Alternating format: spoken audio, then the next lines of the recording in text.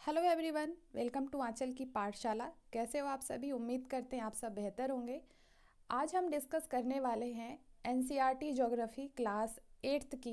और जिस चैप्टर को हम आज डिस्कस करेंगे वो है हमारा फर्स्ट चैप्टर, जिसका नाम है संसाधन, जिसको इंग्लिश में हम रिसोर्स भी कहते हैं। तो इससे रिलेटेड क्वेश्चन आपका सीटेट में अभी जो 21 जनवरी को आपका सीटेट का एग्ज़ाम हुआ था, उसमें भी आपका संसाधन वाले लेसन से क्वेश्चंस पूछे गए थे। तो बेसिकली आपको पता है कि मैं किस चीज़ की प्रिपरेशन कराती हूँ। जितने भी टीचिंग गवर्नमेंट एग्ज़ाम्स होते हैं उन सारी चीज़ों में आपकी एनसीईआरटी हेल्प करती है। और अभी क्लास 6 और 7th की जो एनसीईआरटी है ज्योग्राफी की, वो मैंने ऑलरेडी पढ़ाई है। अभी हम क्लास 8th की ज्योग्राफी को पढ़ रहे हैं। तो एनसीईआरटी जहाँ पर भी आपका इस्तेमाल होता है, जितने भी गवर्नमेंट एग्ज़ाम्स होते हैं उन सब जगह पे एनसीईआरटी प्रीफर होता है। तो आप किसी भी चीज़ की तैयारी कर रहे हैं तो आपको एनसीईआरटी पढ़ना मोस्ट हो जाता है, ठीक है। तो इसके लिए आप मेरी वीडियोस को देख सकते हो। तो चलिए हम सबसे पहले इस चैप्टर को हम पढ़ेंगे और अच्छे से समझेंगे इसको हम। और आपको जहाँ कहीं भी कोई दिक्कत लगती है तो आप कमेंट करके भी मुझे बता सकते हैं। हमारा जो लेसन है संसाधन, तो अभी ये जो वर्ड है इसी को समझते हैं कि संसाधन हम किसे कहते हैं, संसाधन है क्या, यानी कि व्हाट इज रिसोर्स, रिसोर्स क्या होते हैं। तो प्रत्येक वस्तु जिसका उपयोग आवश्यकताओं को पूरा करने के लिए किया जा सकता है वह संसाधन है। मतलब कि हर वह वस्तु जो हमारी आवश्यकताओं को पूरा करती है, सिर्फ हमारी आवश्यकताएं नहीं, मतलब कि जो पृथ्वी पे जितने भी मानव समुदाय हैं, जीव जंतु हैं, सभी के लिए अगर उनकी आवश्यकताएं पूरी हो रही हैं तो वो हर एक वस्तु आपका रिसोर्स है। चाहे अगर आप चेयर पे बैठ कर के ये वीडियोस देख रहे हो तो वो चेयर भी एक संसाधन है। टेबल हो गया, बेड हो गया, टीवी हो गया, एक छोटा सा पेन हो गया, वो सभी क्या है, संसाधन है। इसके अलावा अगर आप देखेंगे तो जो सुई होती है कितनी छोटी सी होती है, तो वो भी हमारे लिए संसाधन है, क्योंकि सुई का इस्तेमाल हम कपड़े को सिलने के लिए करते हैं।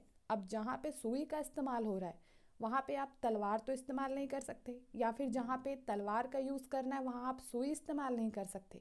तो हर एक संसाधन की अपनी एक उपयोगिता है, अपना एक मूल्य है जो उसे संसाधन बनाती है। तो आपके आसपास जो कुछ भी आप देख पा रहे हैं वो सब कुछ क्या है, संसाधन है। क्योंकि अगर आप सोचें तो उस हर एक वस्तु की अपनी एक आवश्यकता है, अपनी एक उपयोगिता है, ठीक है। इसके अलावा आप खुद, मैं खुद एक संसाधन है, क्योंकि ये सारी चीज़ें हम ही इस्तेमाल कर रहे हैं, हम ही इसे बना रहे हैं, तो हम भी क्या है, एक रिसोर्स ही हैं। और इसको हम आगे भी बहुत अच्छे से पढ़ेंगे। तो आई थिंक आपको ये समझ में आया होगा कि संसाधन क्या है, ठीक है। इसके आगे देखते हैं कि कोई भी वस्तु है वो संसाधन बनती कैसे है। अभी हमने संसाधन को तो समझ लिया कि संसाधन क्या है। प्रत्येक वस्तु जो हमारी आवश्यकताओं को पूरा कर रही है वो सभी संसाधन है। पेड़ पौधे, जीव जंतु, जितने भी, ये मोबाइल है और पेन है, कॉपी है, दरवाज़ा, खिड़की, एवरीथिंग, सब कुछ संसाधन है। लेकिन इन सभी वस्तुओं को संसाधन ये बनता कैसे है, तो यहाँ पे जो सिंपल लिखा हुआ है कि इसका प्रयोग अथवा उपयोगिता इसे मूल्य प्रदान करते हैं। सभी संसाधन मूल्यवान होते हैं। मूल्य का अर्थ है यहाँ पे महत्व से, क्योंकि जैसे मैंने अभी आपको एग्जांपल दिया कि एक सुई का अपना एक महत्व है। सुई का इस्तेमाल हम कपड़े को सिलने के लिए करते हैं, लेकिन तलवार का अपना एक महत्व है। तो हर एक वस्तु का अपना एक महत्व है जो इसे मूल्य देती है, जो इसे उपयोगिता देती है ना। तो वो सभी वस्तुएं क्या है, आपकी संसाधन में आ जाती हैं। इसके बाद यहाँ पे एक चीज़ समझेंगे हम कि कुछ संसाधन ऐसे हैं जिसका आर्थिक मूल्य होता है ना। कुछ संसाधन ऐसे हैं जो इकोनॉमिक्स में हमारी हेल्प करते हैं, लेकिन कुछ संसाधन ऐसे हैं जिसका कोई आर्थिक मूल्य नहीं होता, ठीक है। जैसे कि अगर आप देखेंगे तो जो धातु हैं, जितनी भी धातुएं हैं, उनका आर्थिक मूल्य होता है, क्योंकि उनसे चीज़ें बनती है, उसको बेचा जाता है, उससे पैसे आते हैं, उसका आर्थिक मूल्य है। लेकिन एक मनोरम जो भूदृश्य है, हम कोई एक नज़ारा देख रहे हैं, उसका कोई आर्थिक मूल्य नहीं है। लेकिन ये दोनों ही महत्वपूर्ण संसाधन हैं। ऐसा नहीं है कि वो आर्थिक रूप से अगर हमें उपयोगिता नहीं दे रहा है तो वो संसाधन नहीं है। वो जो दृश्य है जिसको हम देख रहे हैं, भले उसका आर्थिक मूल्य नहीं है, लेकिन है वो संसाधन ही, और किसी न किसी रूप में वो मनुष्य की आवश्यकताओं को पूरा करता है। आप उसको देखते हैं, आपको अच्छा लग रहा है वो चीज़, है ना। आर्थिक मूल्य भले नहीं है उसका, लेकिन आपको वो चीज़ें इफ़ेक्ट कर रही हैं, तो वो भी एक संसाधन में ही उसको हम गिनते हैं। ठीक है। और आगे देखेंगे, कुछ संसाधन ऐसे होते हैं जो एक समय के बाद आर्थिक रूप से मूल्यवान हो जाते हैं। जैसे क्या है कि आपके जो दादी हैं, आपकी जो नानी हैं, उनके जो घरेलू नुस्खे होते हैं वो पहले तो घर में इस्तेमाल होता है। जैसे आपकी दादी या नानी स्वेटर बनाती थी, या फिर कोई ऐसी रेमडी बनाती थी जो आपके बालों में वो लगाती थी, और आपके चेहरे पे जैसे कोई ऑयल बना रही हैं कि इससे बाल नहीं झड़ेंगे, वो घर पे बना रही हैं, तो वो क्या है, वो उनके नुस्खे हैं। हमारे दादी और नानी के वो घरेलू नुस्खे हैं, लेकिन वो घर तक सीमित है, उसका कोई भी आर्थिक मूल्य नहीं है।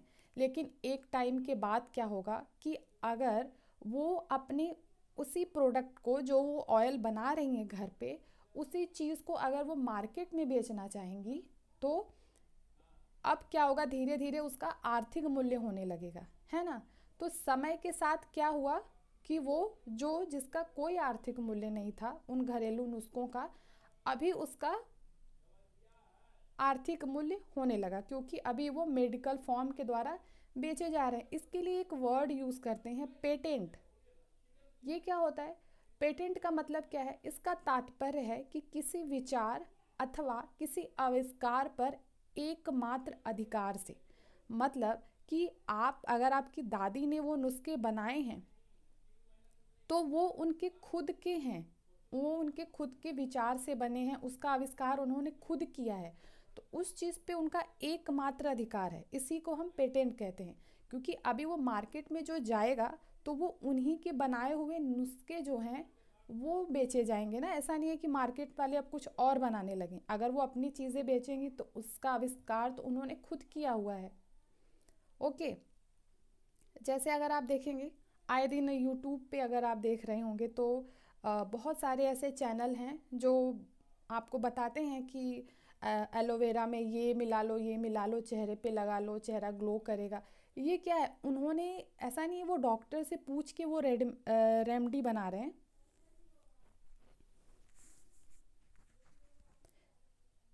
तो ऐसा नहीं है कि वो डॉक्टर से पूछ के वो रेमडी बना रहे हैं, उन्होंने खुद वो चीज़ें बनाई हैं।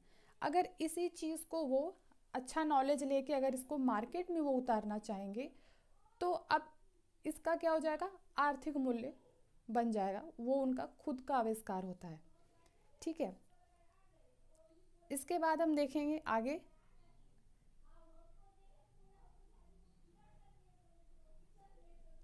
समय और प्रौद्योगिकी, मतलब टाइम एंड टेक्नोलॉजी, ये दोनों ही महत्वपूर्ण कारक है जो पदार्थों को संसाधन में परिवर्तित करते हैं। नॉर्मल सी बात है, टाइम क्या है, जो समय है, एक समय के बाद जिस चीज़ का आज मूल्य नहीं है, एक समय के बाद उसका आर्थिक मूल्य हो जाएगा, हो सकता है। सेकंड जो चीज़ है, जो हम प्रौद्योगिकी शब्द यूज़ कर रहे हैं, इसका मतलब क्या है, किसी कौशल करने अथवा वस्तु बनाने में नवीनतम ज्ञान का अनुप्रयोग प्रौद्योगिकी कहलाता है। हमारी जो टेक्नोलॉजी है वो आए दिन अभी बहुत डेवलप होती जा रही है।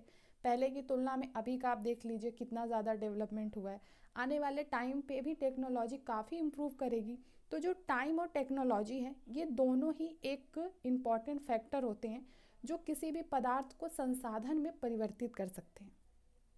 और जैसा कि मैंने बताया कि हम मनुष्य भी खुद एक महत्वपूर्ण संसाधन हैं। ठीक है। जैसे देखेंगे तो हम मनुष्यों ने ही पहले के टाइम पे, जब आप देखेंगे मध्य युग में, आदिकाल में, तो पहले के टाइम पे आग का आविष्कार हुआ, जिससे हम भोजन पकाते हैं, बहुत सारी चीज़ें करते हैं। इसके बाद पहिए का आविष्कार हुआ, जिससे परिवहन जो है वो प्रचलन में आया। ठीक है, इसके बाद जो जल विद्युत बनाने का आविष्कार हुआ कि जल से कैसे विद्युत को उत्पन्न किया जा सकता है। तो ये सब क्या है, ये सब किसने करा, ये सब हम मनुष्यों ने ही तो किया। तो इसीलिए हम भी एक संसाधन हैं, क्योंकि हम भी निर्माण कर रहे हैं चीज़ों का, हम भी बना रहे हैं उसको। इसके बाद हम आएंगे संसाधनों के प्रकार पे, कि संसाधन के कितने प्रकार होते हैं। तो सबसे पहले देखिए, इसमें से भी क्वेश्चन आता है, बहुत ज़्यादा पूछा जाता है और ये थोड़ा सा कंफ्यूज करता है, क्योंकि इसमें भी बहुत सारे भागों में इसको बांटा गया है। सबसे पहले तो संसाधनों के प्रकार में इसे 3 भाग में बांटा गया है। वो 3 भाग कौन से हैं? पहला है प्राकृतिक संसाधन, जो प्रकृति द्वारा निर्मित है, जिसे प्रकृति बनाती है। दूसरा है मानव निर्मित संसाधन, जिसे मनुष्य बनाता है। और तीसरा स्वयं मानव ही है। तो 3 प्रकार कौन से हुए? प्राकृतिक संसाधन, मानव निर्मित संसाधन और मानव, खुद मानव जो चीज़ों को बनाता है। तो अब हम सबसे पहला जो था प्राकृतिक संसाधन, इसको समझते हैं। इसके अंदर भी इसको बहुत सारे भागों में डिवाइड किया गया है। तो प्राकृतिक संसाधन, जिसको हम नेचुरल रिसोर्स बोलते हैं, जो हमें नेचर से मिलता है। तो सिंपल सा आपको नाम से ही पता चल रहा होगा, जो संसाधन प्रकृति से प्राप्त होते हैं और अधिक संशोधन के बिना उपयोग में लाए जाते हैं, उसे हम प्राकृतिक संसाधन कहते हैं। क्योंकि इनका संशोधन हमें बहुत ज़्यादा नहीं करना पड़ता है। जैसे अगर आप देखेंगे वायु, जिससे हम सांस लेते हैं, क्या आप उसको कन्वर्ट कर रहे हैं? नहीं, उसे प्रकृति ने जैसे दिया है हम उसको वैसे ही यूज़ कर रहे हैं। ठीक है, वायु हो गया, ये प्राकृतिक संसाधन है। जल हो गया, ये प्राकृतिक संसाधन है। मृदा हो गया, खनिज हो गया, ये सभी क्या है? ये सभी प्राकृतिक संसाधन है। इसके बाद अब हम प्राकृतिक संसाधन के वर्गीकरण को देखेंगे कि प्राकृतिक संसाधन को कितने भागों में बांटा गया है। पहला तो विकास और प्रयोग के आधार पे इसे बांटा गया है। फिर भंडार और वितरण के आधार पे इसे बांटा गया है, जो हम आगे जैसे जैसे बढ़ेंगे इसको देखेंगे। तो सबसे पहले अगर हम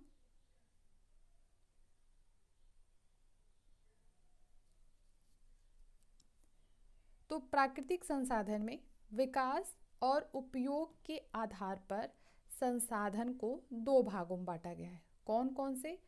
पहला है वास्तविक संसाधन और दूसरा है संभाव्य संसाधन।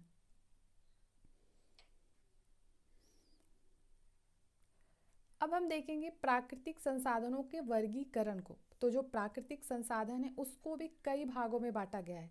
जैसे विकास और उपयोग के आधार पर संसाधनों को 2 भागों में बांटा गया है, वास्तविक संसाधन और संभाव्य संसाधन। इसके बाद आप यहाँ पे देखेंगे उत्पत्ति के आधार पे संसाधनों को 2 भागों में बांटा गया है, अजैव संसाधन और जैव संसाधन। फिर प्राकृतिक संसाधनों को विस्तृत रूप से नवीनीकरण और अनवीनीकरण संसाधन में बांटा गया है। इसके बाद संसाधन के वितरण के आधार पे भी इसे 2 भागों में बांटा गया है, जो है सर्वव्यापक और स्थानिक संसाधन। तो ये सभी जो है ये प्राकृतिक संसाधन के अंतर्गत वर्गीकरण है इसका। तो आइए सबसे पहले हम देखेंगे कि प्राकृतिक संसाधनों के वर्गीकरण में जो विकास और उपयोग के आधार पे प्राकृतिक संसाधन को 2 भागों में बांटा गया है। पहला है वास्तविक संसाधन और दूसरा है संभाव्य संसाधन। वास्तविक संसाधन क्या होता है? ऐसे संसाधन जिसकी मात्रा हमें पता है, जिसकी मात्रा हमें ज्ञात है और प्रेजेंट टाइम में इन संसाधनों का हम यूज़ कर रहे हैं। जैसे हमें ये पता है कि इस क्षेत्र में इतनी मात्रा में लौह अयस्क पाया जाता है, हमें ये पता है और इसका इस्तेमाल भी हम प्रेजेंट टाइम में कर रहे हैं। तो ये है वास्तविक संसाधन। जैसे यहाँ पे उदाहरण के लिए दिया हुआ है, जर्मनी के रूर प्रदेश में कोयला, पश्चिमी एशिया में खनिज तेल। हमें पता है कि पश्चिमी एशिया में खनिज तेल अच्छी मात्रा में मिलता है। महाराष्ट्र में ढक्कन पठार की काली मिट्टी के भरपूर निक्षेप, ये सभी क्या है? ये सभी आपके वास्तविक संसाधन हैं।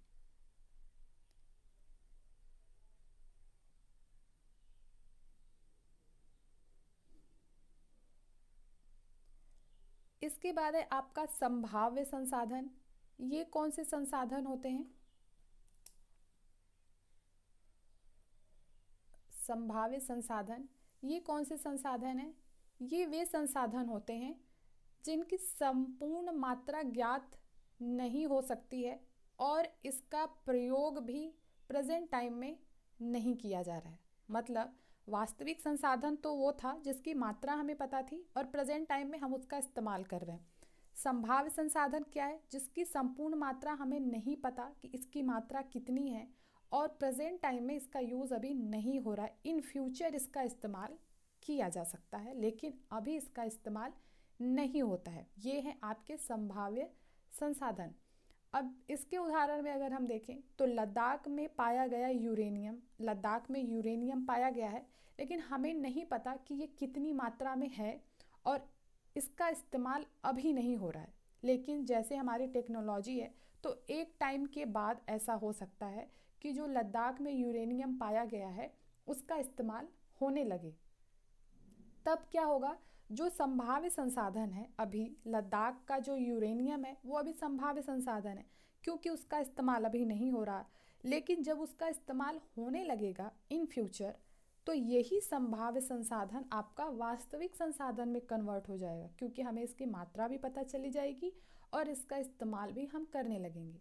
जैसे कि यहाँ पे आपका दिया हुआ है कि 200 वर्ष पहले तीव्र गति वाली पवनें एक संभाव्य संसाधन थी किंतु आज वे वास्तविक संसाधन है।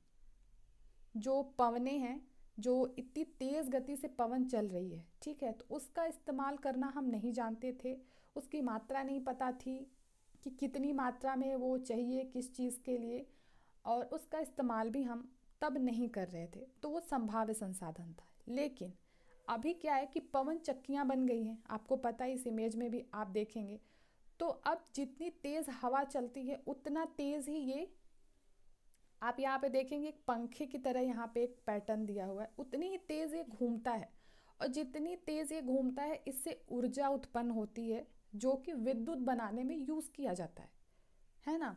तो अभी पहले ये संभाव्य संसाधन था लेकिन अब इसका इस्तेमाल होने लगा तो यही संसाधन वास्तविक संसाधन हो गया।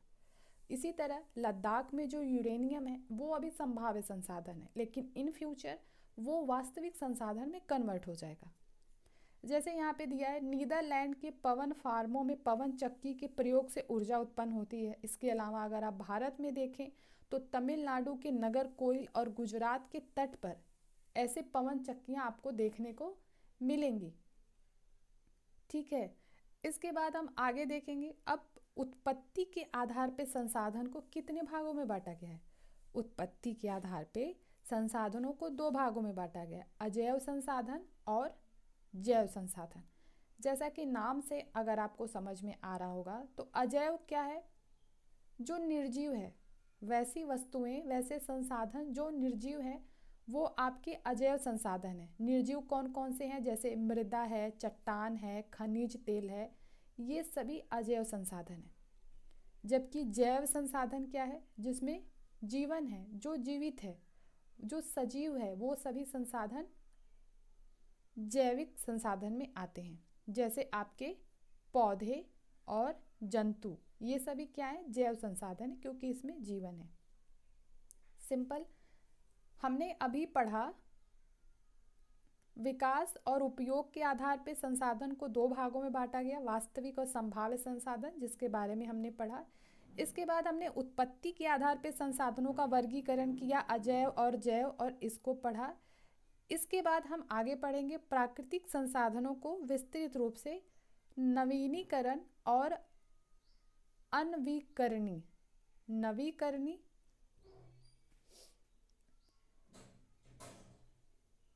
अब आगे पढ़ेंगे प्राकृतिक संसाधनों को विस्तृत रूप से नवीकरणीय और अनवीकरणीय संसाधनों में विभाजित किया गया है। नवीकरणीय क्या होता है और अनवीकरणीय क्या होता है? जैसा आप नाम से देखेंगे, नवीकरणीय मतलब जिसको हम फिर से प्रयोग कर सकते हैं, फिर से उसको नया बना करके इस्तेमाल कर सकते हैं, वो नवीकरणीय संसाधन होता है जो शीघ्रता से नवीकृत अथवा पुनः पूरित हो जाते हैं। और इसमें से कुछ सीमित हैं और कुछ असीमित है। मतलब कि जैसे कि नवीकरणीय संसाधन, मैंने आपको जैसा बताया कि इसको आप, जैसे आपने अभी इसको यूज़ किया, तो ऐसा नहीं है कि आपने इसे यूज़ कर लिया तो आप दोबारा इसका इस्तेमाल नहीं कर सकते। आप पुनः इसको नया बना करके फिर से इसका इस्तेमाल कर सकते हैं। वो आपका नवीकरण संसाधन है, जो कि कुछ संसाधन इसमें से ऐसे हैं जो असीमित हैं, जिसकी मात्रा बहुत ज़्यादा है, असीमित है, जिस पे मानव क्रियाओं का कोई प्रभाव नहीं होता। जैसे कि आपका सौर और पवन ऊर्जा। सौर और पवन ऊर्जा से तो हम बहुत सारी चीज़ों का इस्तेमाल करते हैं। पवन ऊर्जा से, जैसे मैंने बताया, ये पवन चक्कियाँ चलती हैं, पवन से ये ऊर्जा उत्पन्न करती हैं। तो ये ख़त्म होने वाली चीज़ नहीं है। ऐसा नहीं है कि आपने अभी जो पवन चली, आपने जिस हवा का इस्तेमाल अभी कर लिया, कल आप उसका इस्तेमाल नहीं कर पाएंगे, ऐसा तो नहीं है। या जो सौर ऊर्जा है, जो सूर्य से मिलने वाली ऊर्जा है, जो प्रकाश है, उसका इस्तेमाल आज हमने कर लिया 2 घंटे, तो कल हमें ये नहीं मिलेगी, ऐसा तो नहीं है। ये तो असीमित है, आप इसका जितना चाहे उतना इस्तेमाल कर सकते हैं, ठीक है, ये कभी ख़त्म होने वाली चीज़ें नहीं हैं। लेकिन फिर भी कुछ ऐसे संसाधन भी हैं, नवीकरणीय संसाधन ऐसे भी हैं, जिसको अगर आप लापरवाही से इस्तेमाल करेंगे तो वो एक टाइम के बाद क्या होगा कि उसका जो जितना भंडार अभी भरा हुआ है वो खाली हो जाएगा।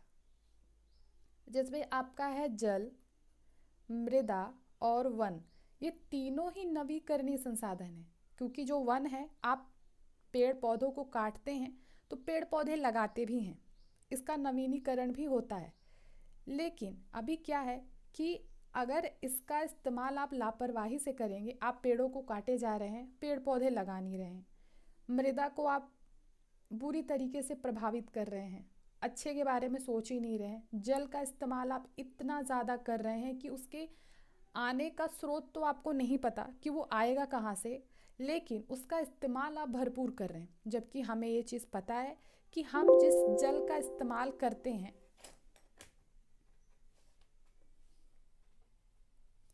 जबकि हमें ये चीज़ बहुत अच्छे से पता है कि हम जिस जल का इस्तेमाल करते हैं उसकी मात्रा बहुत सीमित है। क्योंकि हमारे पृथ्वी को नीला ग्रह कहते हैं, क्योंकि यहाँ पे जल की मात्रा ज़्यादा है। लेकिन जो जल यहाँ पे है वो सब लवणीय जल है, जो कि समुद्रों और महासागरों में पाया जाता है, जो कि हम मनुष्यों के इस्तेमाल के योग्य नहीं है। और जो जल हम इस्तेमाल करते हैं उसका प्रतिशत बहुत कम है। ये मैंने अपने एक लेक्चर में भी आपको बहुत अच्छे से समझाया है। तो अगर आप जल का इस्तेमाल लापरवाही से करेंगे, पेड़ पौधे लगाएंगे नहीं, उनको काटेंगे, मिट्टियों में इतना केमिकल यूज़ करेंगे कि उनकी जो पोषक तत्व है मिट्टियों का वो ख़त्म हो जाएगा। तो ये जो नवीनीकरण संसाधन है, जिसको हम नया बना सकते हैं, लेकिन इसके बावजूद अगर आप लापरवाही से इसका इस्तेमाल करेंगे तो इसका जो भंडार है वो प्रभावित होगा। और कुछ टाइम के बाद हो सकता है कि ये आपको मिले भी ना। जैसे जल एक नवीनीकरण संसाधन है, लेकिन अगर आप देखें तो हमारे भारत में ही नहीं, विश्व में भी बहुत से बड़े भागों में सूखा, जो कि नॉर्मल है कि सूखा गर्मियों में पड़ जाता है, वो बहुत बड़ी समस्या हो गई है। इसका रीज़न है हमारे द्वारा की गई लापरवाही, ठीक है।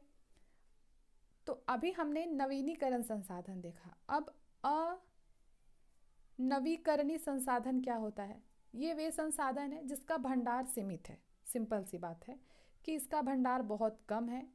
अगर ये एक बार समाप्त हो जाएगा तो इसको नया बनाने में हजारों वर्ष लग जाते हैं, जो कि मानव जीवन की अवधि से बहुत ज़्यादा है।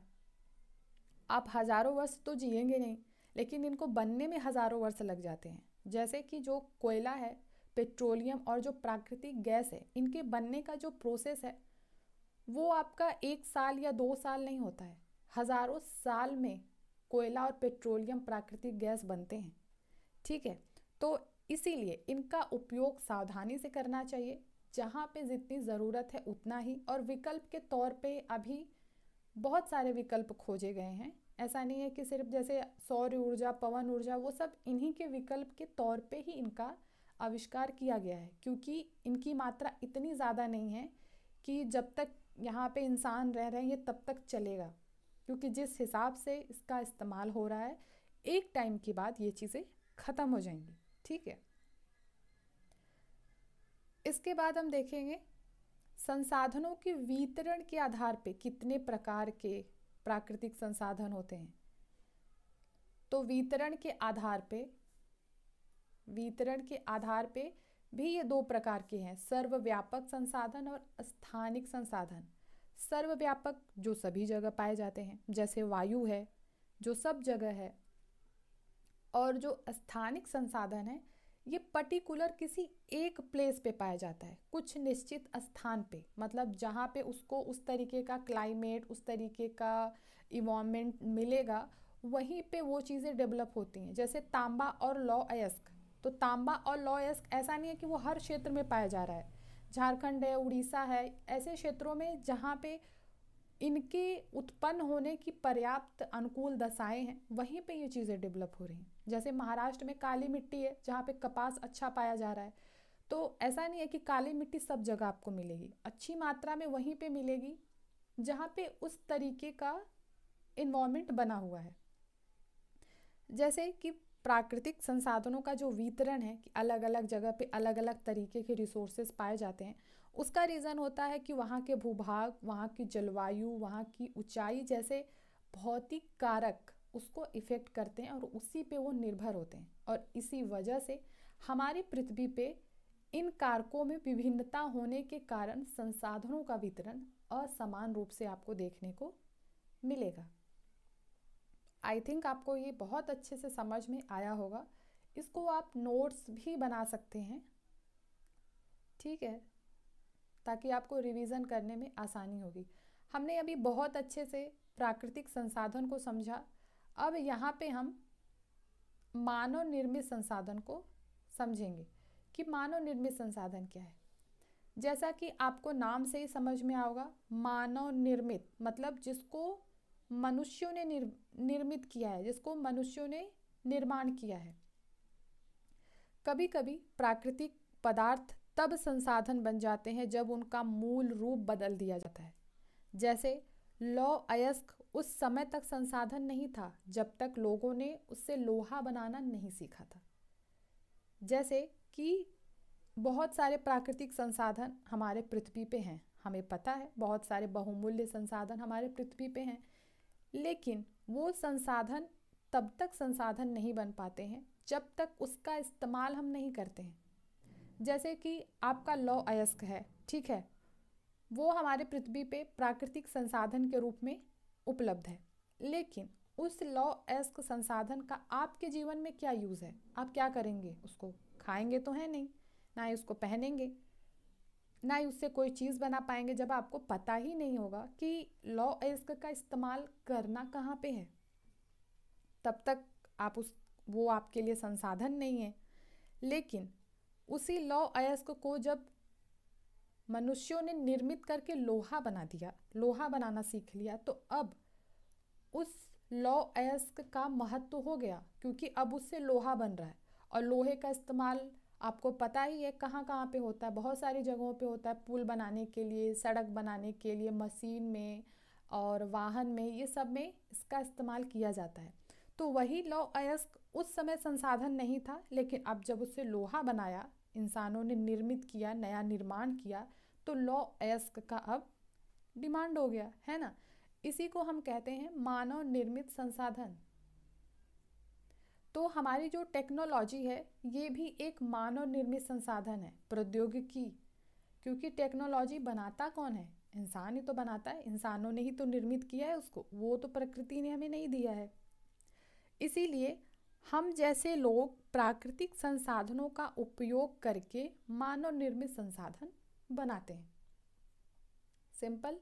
इसके बाद जो थर्ड है वो है आपका मानव संसाधन, यानी कि आप खुद एक संसाधन है, ठीक है, क्योंकि लोग और अधिक संसाधन बनाने के लिए प्रकृति का सबसे अच्छा उपयोग तभी कर सकते हैं जब उनके पास ऐसा करने के लिए ज्ञान, कौशल और प्रौद्योगिकी उपलब्ध हो। इसीलिए मनुष्य एक विशिष्ट प्रकार का संसाधन है। लोग मानव संसाधन, हम जो मनुष्य हैं वो संसाधन क्यों हैं? क्योंकि हम ही चीज़ों को डेवलप करते हैं और हम ही बनाते हैं। लेकिन ऐसा करने के लिए क्या ज़रूरी है? ज्ञान। अगर आपके पास ज्ञान है, आपके पास कौशल है और प्रौद्योगिकी उपलब्ध है तो आप संसाधन बना सकते हो। ठीक है, शिक्षा और स्वास्थ्य ये दोनों ही बहुमूल्य संसाधन को बनाने में मदद करती है। अगर आप शिक्षित रहेंगे तब आप संसाधन को समझेंगे और उसको बनाएंगे। उस चीज़ को बनाने के लिए आपके पास ज्ञान तो होना चाहिए। अगर आपका हेल्थ अच्छा है, आपका स्वास्थ्य अच्छा है, तो आप उस चीज़ पे बहुत अच्छे से काम कर सकते हो। तो ये दोनों ही चीज़ें, शिक्षा और ज्ञान, किसी भी संसाधन को बनाने में बहुत उपयोगिता प्रदान करता है। ठीक है, तो आज आपको पता चला होगा कि आप खुद एक रिसोर्स हैं। ठीक है, मानव एक संसाधन है क्योंकि मानव ही चीज़ों को बनाता है। मानव संसाधन से तात्पर्य है लोगों की संख्या और उनकी योग्यता से। योग्यता इन द सेंस कि आपकी मानसिक योग्यता और आपकी शारीरिक योग्यता। यद्यपि मानव को संसाधन मानने के संदर्भ में लोगों में मतभेद है, इतना होते हुए भी इस तथ्य से इनकार नहीं किया जा सकता कि मनुष्य की योग्यताएं ही भौतिक पदार्थों को मूल्यवान संसाधन बनाने में सहायता देती हैं। इसके बाद हम देखेंगे, जैसे देखिए मानव संसाधन कैसे यहाँ पे एक छोटे से डायग्राम के थ्रू समझाया गया है। यहाँ पे ये पेपर पढ़ रही हैं और इसमें लिखा है सूखे के कारण फसलों का विनाश। तो ये सोच रही हैं कि क्या मैं इसका समाधान निकाल सकती हूँ, क्यों नहीं निकाल सकती हूँ। तो इन्होंने जो ये बात सोची कि सूखे के कारण फसलों का विनाश हो रहा है, तो इस पे अब काम करना पड़ेगा, इसका समाधान निकालना पड़ेगा। तो ये चीज़ें इनको आई कहाँ से और ये काम करेंगे कैसे? ज्ञान से, शिक्षा से और कौशल से ही ये चीज़ें संभव है और इसका समाधान निकल सकता है। ओके, इसके बाद हमने इतने सारे संसाधन को देखा, अब चलिए इसका संरक्षण भी कर लेते हैं कि संसाधन को संरक्षण कैसे देना है। तो सबसे सिंपल बात है कि संसाधनों का सतर्कता पूर्वक उपयोग करना और उन्हें नवीकरण के लिए समय देना संसाधन संरक्षण है। मतलब आप संसाधन का इस्तेमाल करिए, बेशक करिए, लेकिन उसको ध्यान से करिए, जहाँ पे ज़रूरी है सिर्फ वहाँ पे करिए और उसको थोड़ा टाइम भी दीजिए नवीकरण के लिए। ऐसा नहीं कि बस आप इस्तेमाल किए जा रहे हैं, बनने का उसका कुछ प्रोसेस बचा ही नहीं है। तो उसको टाइम भी दीजिए और जहाँ पे ज़रूरी है सिर्फ वहाँ पे उसका इस्तेमाल कीजिए, उसका दुरुपयोग मत करिए। ये है आपका संसाधन संरक्षण। सेकंड चीज़ आता है सतत पोषणीय विकास। ये सीटेट में भी पूछा जाता है कि सतत पोषणीय विकास किसे कहते हैं। इसमें आपको 3-4 ऑप्शन देंगे, उसमें से 3 ऑप्शन आपके गलत हो जाएंगे, एक ऑप्शन आपका सही होगा। लेकिन वो जो सही है वो आपको पता तो होना चाहिए कि इसमें से कौन सा सही है। तो सतत पोषणीय विकास होता है संसाधनों को सावधानी पूर्वक उपयोग करना, ताकि न केवल वर्तमान पीढ़ी बल्कि जो हमारी भावी पीढ़ी है, जो आने वाली पीढ़ियां हैं, उनकी भी आवश्यकताएं पूरी होती रहें। इसी को हम सतत पोषणीय विकास कहते हैं। मतलब कि सावधानी के साथ आप इसका इस्तेमाल कीजिए ताकि आप भी इसका इस्तेमाल करिए, साथ में जो आने वाली पीढ़ी है वो भी इसका इस्तेमाल अपनी आवश्यकताओं को पूरा करने के लिए कर पाए। इसी को हम सतत पोषणीय विकास कहते हैं। ठीक है, यहाँ पे सतत पोषणीय विकास के कुछ सिद्धांत बताए गए हैं, जिसमें पहला है जीवन के सभी रूपों का आदर और देखभाल। दूसरा, मानव जीवन की गुणवत्ता को बढ़ाना। तीसरा, पृथ्वी की जीवन शक्ति और विविधता को संरक्षण करना। चौथा, प्राकृतिक संसाधनों के ह्रास को कम से कम करना। और पांचवा, पर्यावरण के प्रति व्यक्तिगत व्यवहार और अभ्यास में परिवर्तन। और लास्ट है समुदायों को अपने पर्यावरण की देखभाल करने योग्य बनाना। तो ये हमारा जो चैप्टर था संसाधन, वो यहाँ पे आपका ख़त्म होता है। देन आपका यहाँ पे कुछ क्वेश्चंस आंसर्स दिए गए हैं कि पृथ्वी के संसाधन असमान रूप से क्यों वितरित है। हमने ऊपर भी पढ़ाया था, क्योंकि भूभाग है, जलवायु है, ऊंचाई है, ये सारी चीज़ें इसको इफ़ेक्ट करती हैं। संसाधन संरक्षण क्या, ये जस्ट मैंने बताया। मानव संसाधन महत्वपूर्ण क्यों है, सतत पोषणीय विकास क्या है, ये भी मैंने बताया। ये सारे क्वेश्चंस आंसर है जिससे आपको अभी लेना देना है नहीं।